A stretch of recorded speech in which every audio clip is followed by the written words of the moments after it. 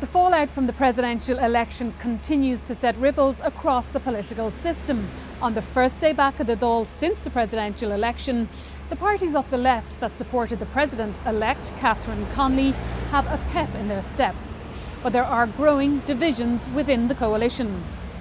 There are frustrations in Fine Gael that the broadcaster Ivan Yates coached the Fianna Fáil candidate Jim Gavin, and in particular that this information was not disclosed by Fianna Fáil at a time when Fine Gael was coming under questions over whether Ivan Yates had any role with its candidate, Heather Humphreys. Well, if you want my very honest answer, it's frustrating to me that many of you in the media went through a presidential election campaign asking the Fine Gael candidate time and time again about comments that Ivan Yates apparently gave to Fine Gael, when it's now quite clear not only was he not advising Fine Gael, he was being paid for by another party. While this issue is causing a rift between the coalition parties, there's trouble too in Fianna Fáil.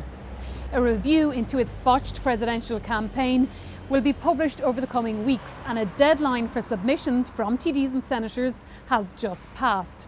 Meanwhile, the parliamentary party is due to meet this evening without its leader, and Taoiseach Micheál Martin, who is abroad, meaning ahead of the inauguration next week, the fallout continues.